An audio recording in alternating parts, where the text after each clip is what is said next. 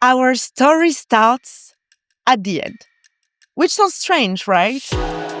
Because what we're really trying to figure out is how it all began. The end I'm talking about is a democracy that's showing its cracks. A system that looks like it's struggling to hold itself together, and where trust between citizens and institutions seem to be fading. But what does it really mean to trust or not to trust the system that governs our lives? I'm Eva, a European Union policy professional working with TEPSA. That's the Trans-European Policy Studies Association. We are a network of research institutes from across Europe. And in my work, I get to see up close how the loss of political trust can really shake the foundations of democracy. Democracy Cracks is a 6-part podcast produced as part of ActEU, a Horizon Europe research project looking at how trust and legitimacy shape democracy in Europe today. In this series, we'll take a closer look at those cracks and tell the story of democracy itself. You will hear from people who study these questions, live through them, and try to think of new ways to make democracy stronger. And we'll do it without jargon, just with honest conversation about what's happening and what we could change. In part 1, we're setting the scene. We'll ask, what does political trust really mean? Why does it matter so much for the health of democracy? And how are changing levels of trust shaping the world we live in right now? So let's rewind. Let's go back to where it all began and start piecing together the bigger picture. All across Europe and beyond, we're seeing democracies under pressure. Frequent changes in leadership, turn to populist parties, big-scale personal data breaches, corruption scandals that seem to never end. It's easy to look at all that and think, well, we just cannot trust politics anymore. But before jumping to that conclusion, it's worth asking, what do we actually mean by political trust? Can any of us really define it clearly? To help unpack that, I spoke with 2 researchers who studied these questions from different angles. Let's start with Alexander Hoppe. He is a lecturer and chair of European politics at the University of Duisburg-Essen in Germany.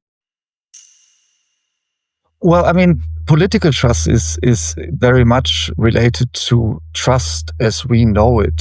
So if you say you trust someone, then in the end, you would kind of believe that this person acts in your interest or not against your interest with, let's say, benevolence towards you. And I would say political trust is exactly that towards political actors or political institutions.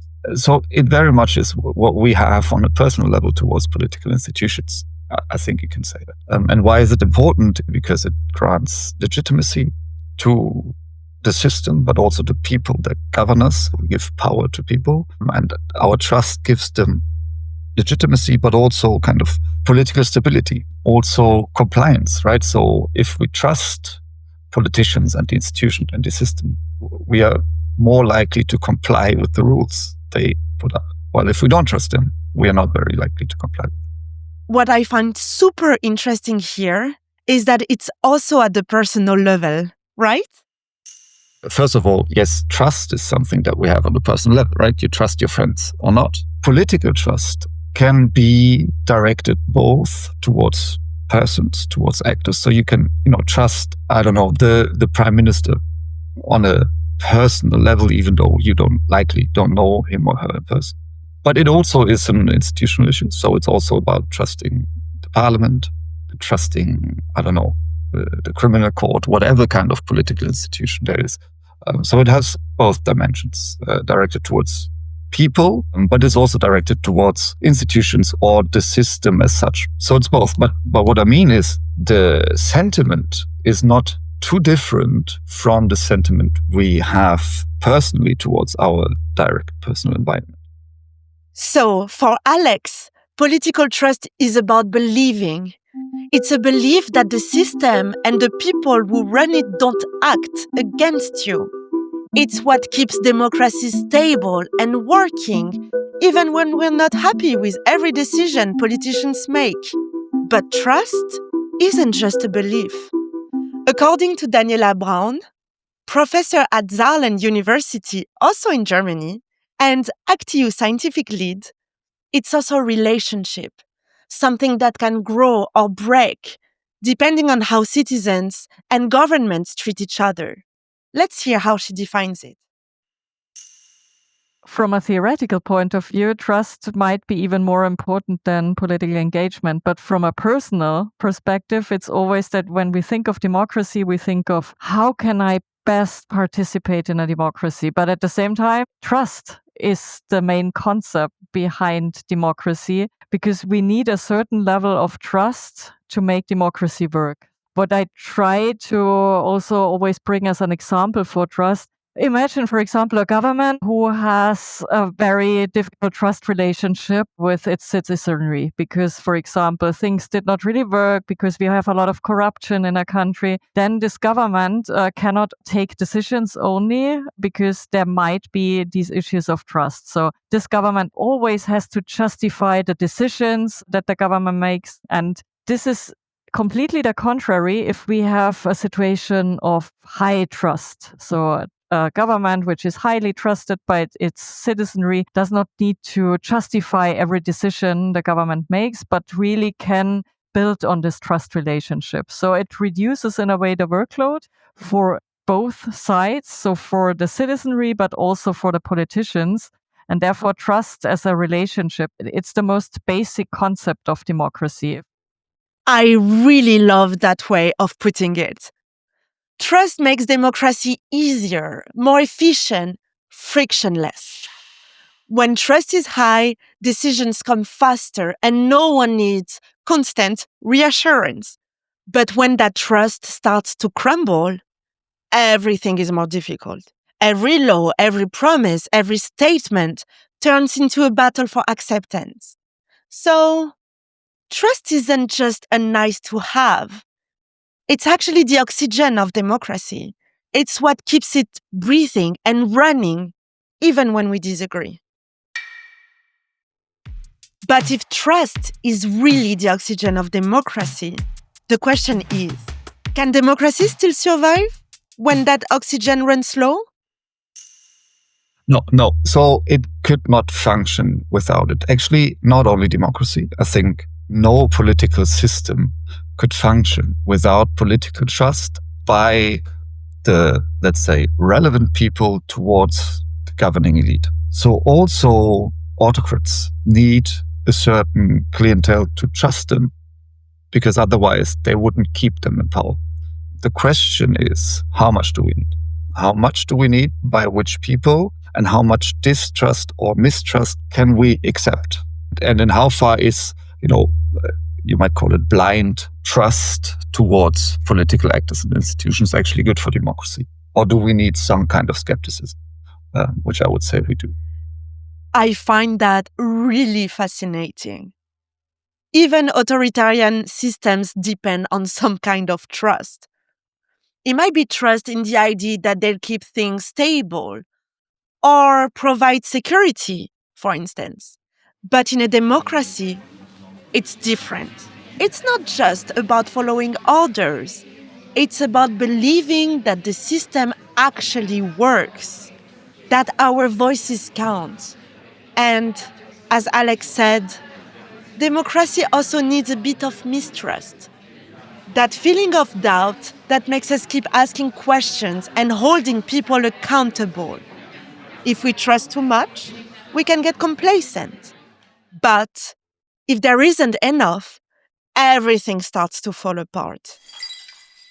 So, this might be a good moment to talk about the difference between mistrust and distrust. We tend to use them like they mean the same thing, but they don't really. Here is Alex's explanation. I think it's a critical difference for the functioning of our systems, also currently. So mistrust, or what we call mistrust, is kind of a questioning attitude, a kind of critical attitude, maybe you could say constructive skepticism, in the sense that you are open to trusting people, but you do not automatically trust, for example, political actors. So you might trust democracy, you might trust parliament as an institution, but the actors you might be critical about. And what we believe, or many believe this mistrust does, is actually triggering participation.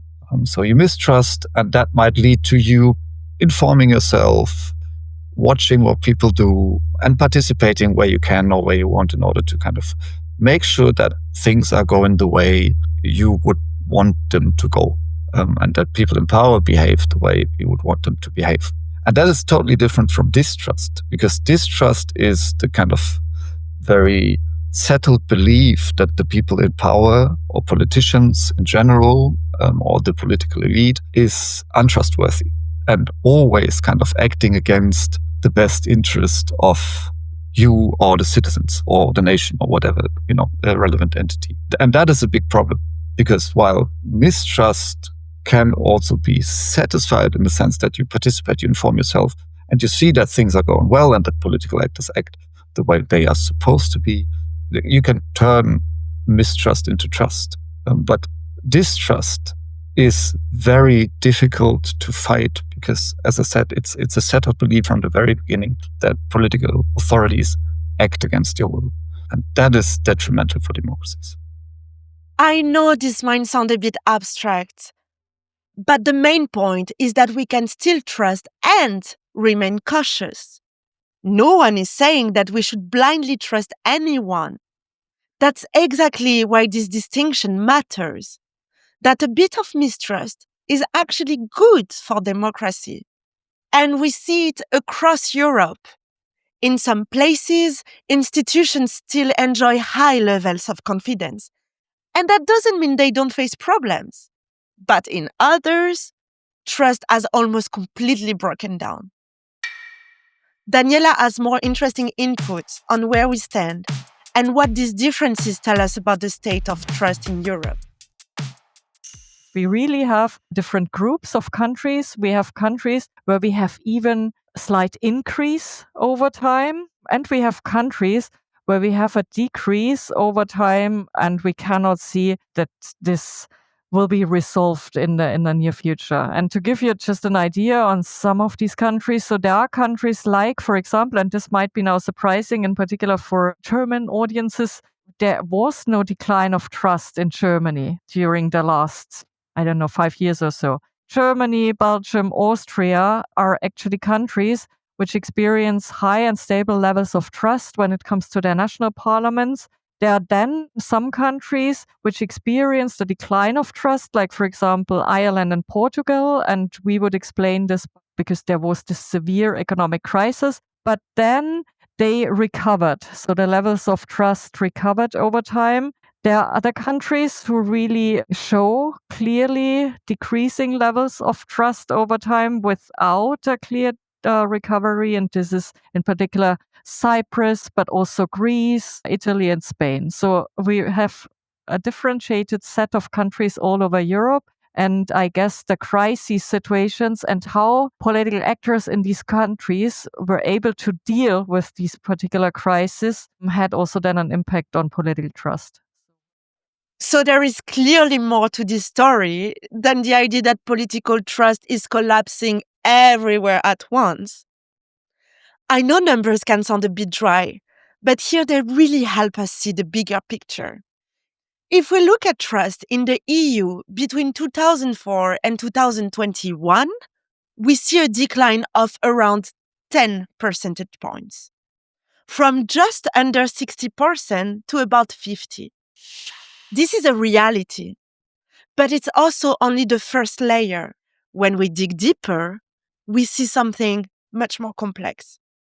After the financial and debt crisis, and in other instances, such as after the early measures against the COVID-19 pandemic, trust started to recover in many countries.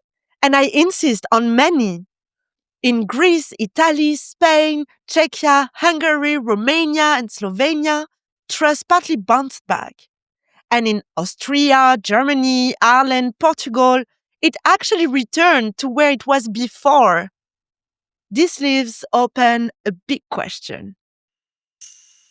So do we see actually such a decline in trust? You would say it's something that we have the feeling that we clearly see that there is such a decline of trust. But if you go back in time, 10 years, 20 years, 30 years, everybody always had the feeling, journalists had the feeling, but also political scientists had the feeling that there is such a decline of trust. And at the same time, it was never that clear. So there is a very important researcher, Pippa Norris, and she wrote different books about this relationship between the citizenry and the state. And her main insight was that there are trendless fluctuations over time, which means there are up and downs, but there's no clear decline. And we can actually experience right now exactly the same.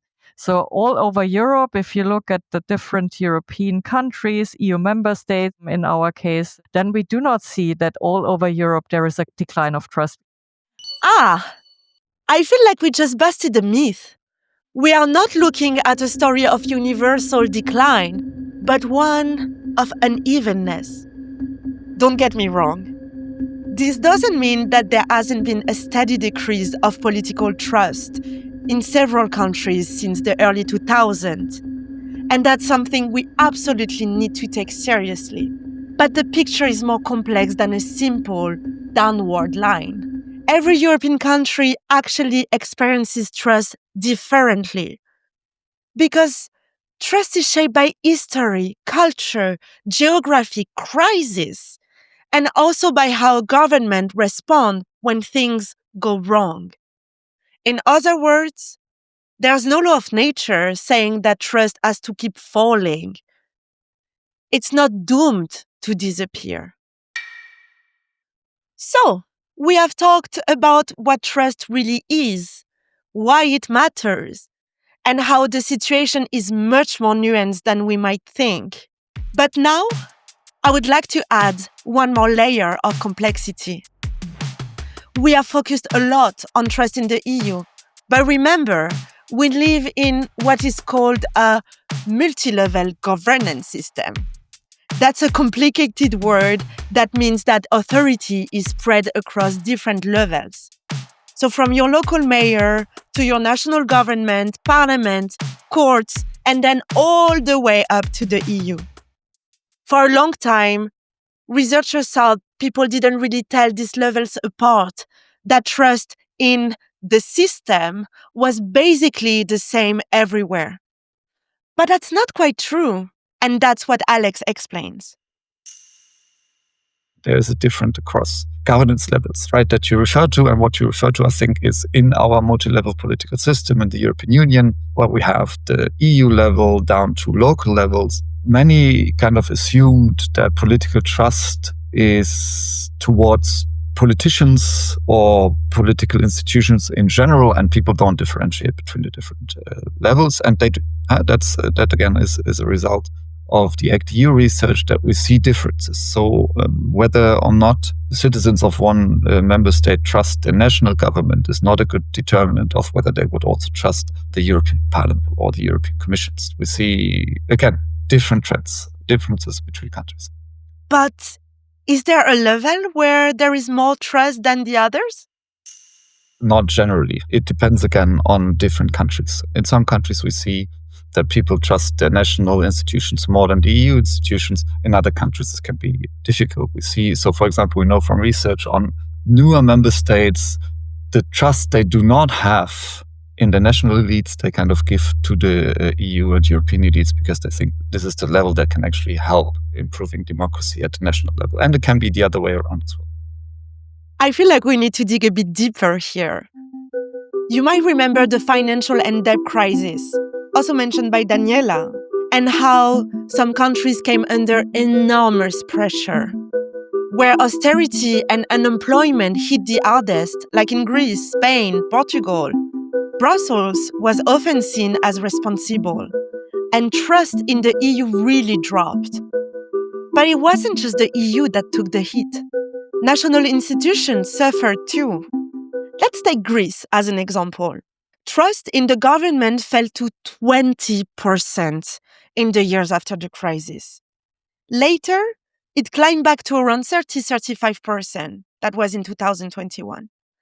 But that's still far from the roughly 60% it had in 2004. What I mean is that it's never the same everywhere. Trust rises and falls depending on the issues and on how it's handled.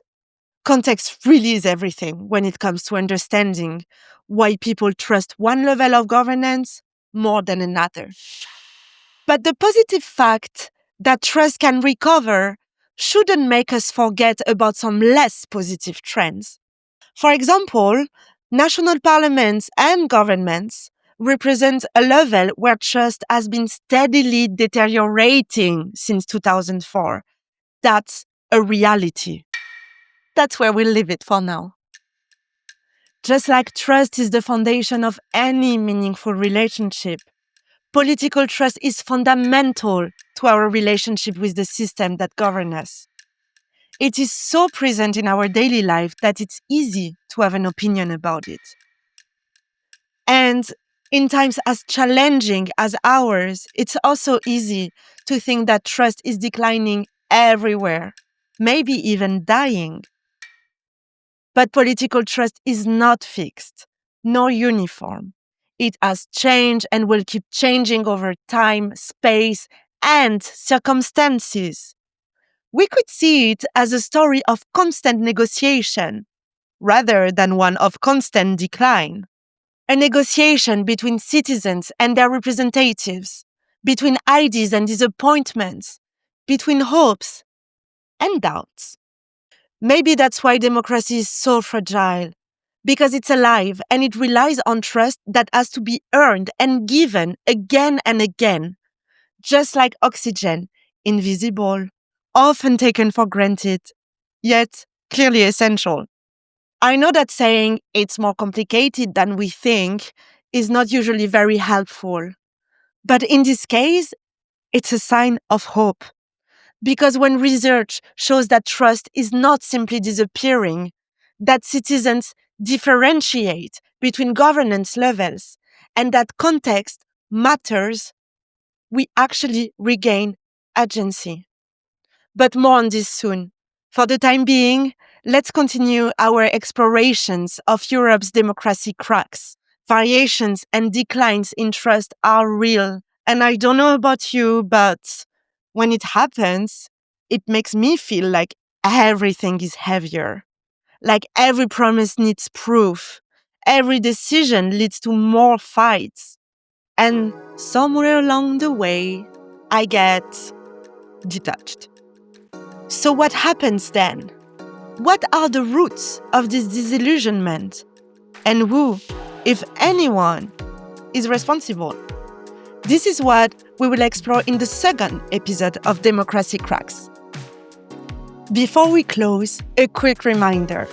Democracy Cracks is produced by TEPSA as part of the Horizon Europe project ActEU. I am Eva Ribera, Program Manager at TEPSA, and I'm the one behind this series.